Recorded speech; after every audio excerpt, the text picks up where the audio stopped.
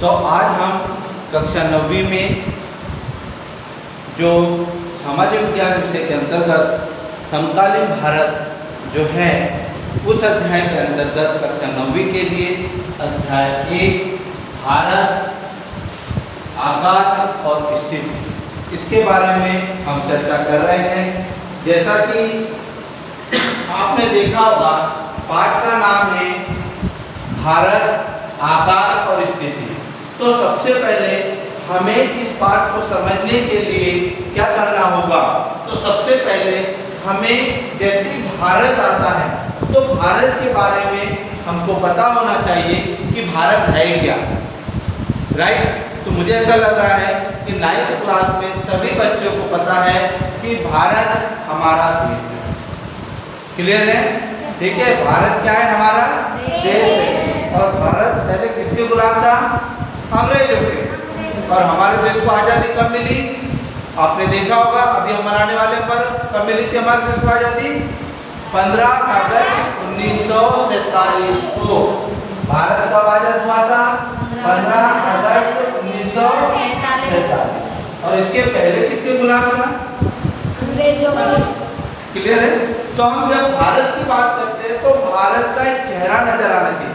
जैसे हम राम का नाम लेते हैं तो राम का चेहरा बनता है, सीता का नाम लेते हैं तो सीता का, मोहन को याद करते हैं तो मोहन नाम का व्यक्ति बन जाता है ना। ऐसे ही भारत जब हम बात करें तो भारत की आकृति हमारे सामने बन जाए।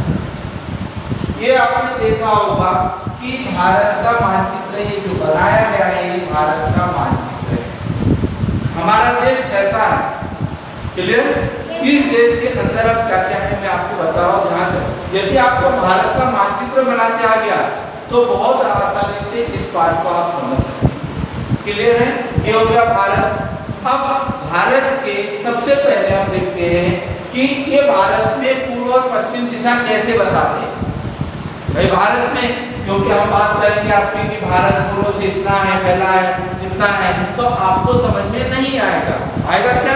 नहीं आएगा। तो ऐसी स्थिति में हमको इस भारत के मानचित्र के आधार पर हमको उसकी दिशा का पता होना चाहिए। तो दिशा का पता होने के लिए सबसे पहले आप ऐसा प्लस का चिन्ह बना लीजिए, राइट। यदि हमने प्लस का चिन्ह बनाया तो प्लस के चिन्ह में हमेशा जो होती है इस साइड पूर्व दिशा होती है, इधर पश्चिम होती है, ऊपर उत्तर होती है, नीचे दक्षिण होती है। यदि मैं भारत को भी प्लस बना दूं तो आप समझते होंगे कि दिशा कौन होगी। यदि मैं भारत में भी प्लस का चिन्ह बना दिया तो इधर कौन सी हो गई? इधर कौन सी हो गई? पश्चिम। इधर कौन सी हो गई? उत्तर। और नीचे क्या हो गई? हो गया। मैं बोलूंगा दिल्ली कहाँ पर है? दिल्ली यदि यहाँ पर है तो दिल्ली कौन सी दिशा में है? बताओ, पूर्व में है, पश्चिम में है, उत्तर में है, दक्षिण में? तो हम बोलेंगे पश्चिम पूर्व। नहीं समझ आया? आ गया? मतलब इससे हम किसी देश की मतलब किसी राज्य की स्थिति बता सकते हैं ना कि कौन से देश में। यहाँ तक समझ में आया? आ गया? अब इसमें भारत के बीचों बीच से कर्क रेखा गुजरती है। कौन सी रेखा गुजरती है? याद होगा नहीं? मैं बोलूंगा कि भारत के बीचों बीच से कौन सी रेखा गुजरती है? कर्क रेखा गुजरती है। क्लियर हो गया? ये रेखा के बारे में पता हो गया। अब हम बात करते हैं कि भारत का आकार और स्थिति। भारत का आकार और स्थिति। तो सबसे पहले हम बात करते हैं भारत की स्थिति।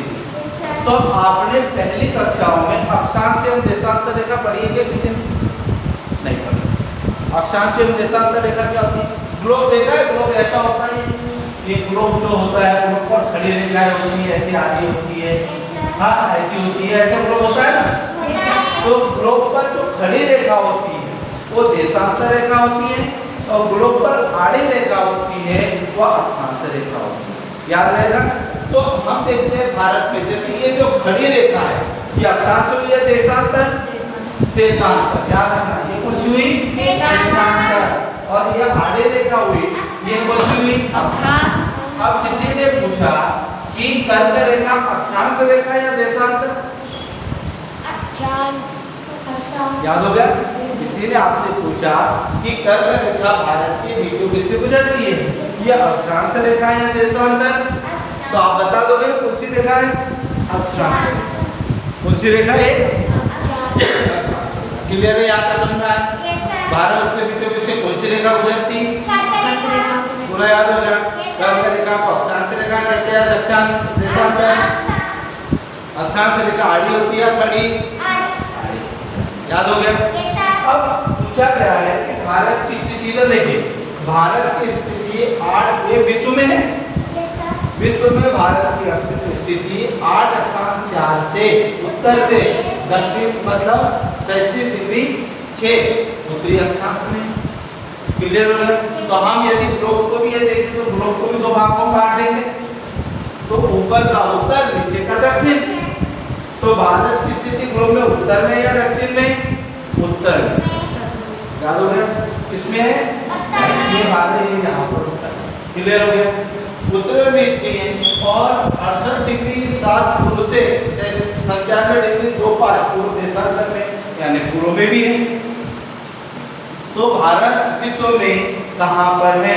तो भारत उत्तर में, पूर्व और पश्चिम में। आप समझ में आया? मैंने एक घर का चिन्ह बनाया था, तो भारत इसके बीच में है, यहाँ पर ऐसा भारत है, ये भारत। नहीं समझा? किसी ने पूछा कि भारत विश्व में कौन सी दिशा में है, तो आप क्या बोलोगे? उत्तर पूर्व, यानी दोनों के बीच में है तो उत्तर पूर्व, और सीधे पे है तो उत्तर, और इधर है तो पूर्व, और दोनों के बीच में है तो उत्तर। नहीं समझा? बता दोगे? अब हम बात करते हैं कि ये हमारा स्तर, ये हमको याद होना ही चाहिए। भारत की स्थिति किस अक्षांश और किस देशांतर पर है? बता दोगे? तो भारत की स्थिति कौन कौन सी इस पे है?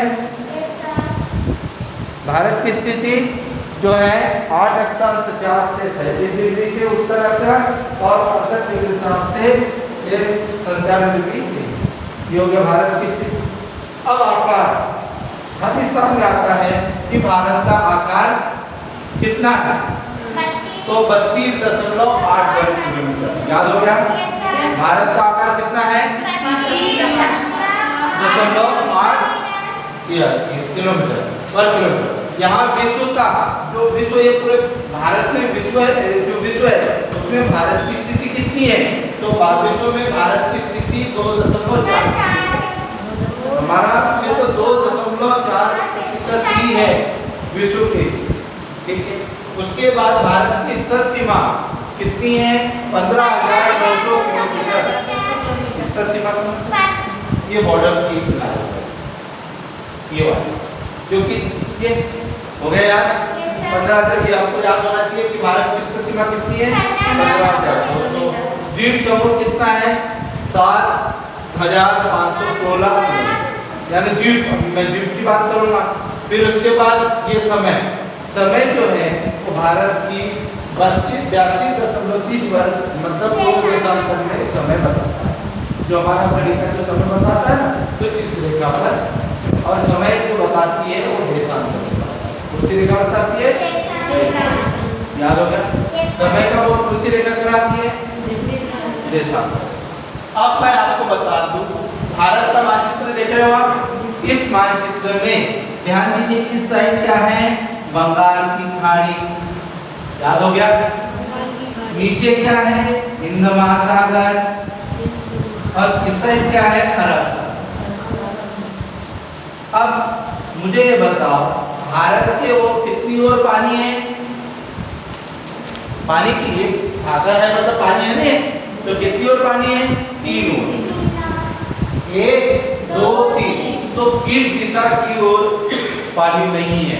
बताओ किस दिशा की ओर? भारत के इस परीक्षा में आया कि किस दिशा की ओर पानी नहीं है, तो किस दिशा की ओर पानी नहीं है? उत्तर दिशा। गुड, तालियां बजा रहे, सही समझा। आ जाएगा, क्योंकि जिसको दिशा पता हो गई वो बता देगा कि उत्तर दिशा की ओर पानी नहीं है। उत्तर दिशा की ओर स्थल भाग है, बाकी की ओर पानी हो गया। हिंद महासागर कौन सी दिशा में है? दक्षिण। नहीं समझ में आया? हिंद महासागर कौन सी दिशा में? अच्छा, बंगाल की खाड़ी कौन सी दिशा में? पूर्व और दक्षिण।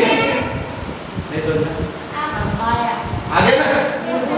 अच्छा, अरब सागर कौन सी दिशा में है? पश्चिम और हो गया, दोनों के बीच में है ना, याद हो गया था। चलो, हमारे पड़ोसी देश तो भाई परीक्षा में आया कि हमारे पड़ोसी देश कौन कौन से, भाई आपको इतना पता होना चाहिए, भारत में रहते हैं। तो हमारे सबसे पड़ोसी देश इधर देखे तो पाकिस्तान,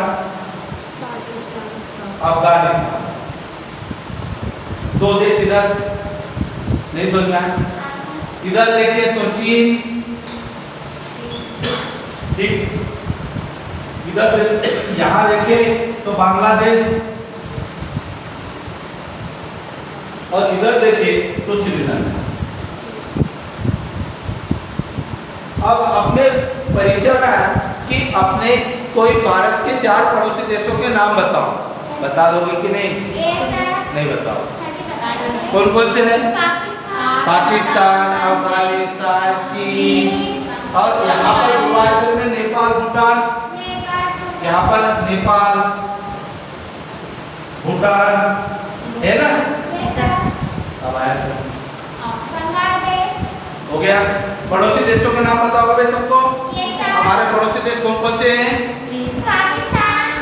अफगानिस्तान, चीन, नेपाल, भूटान। अच्छा, श्रीलंका कौन सी दिशा में? श्रीलंका कौन सी दिशा में? श्रीलंका यहाँ पर है, कौन सी दिशा में? हो गया। भारत के बीचों बीच से कौन सी रेखा गुजरती है? तो इस तरीके से इस पाठ को हमको सीखना है। भारत का क्षेत्रफल कितना है?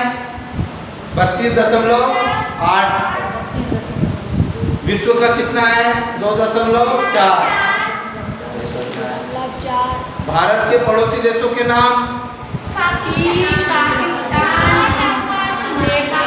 भारत के बीचों बीच से कौन सी रेखा गुजरती है? ठीक है, समय का बोध कौन सी रेखा बताती है? कौन सी बताती है?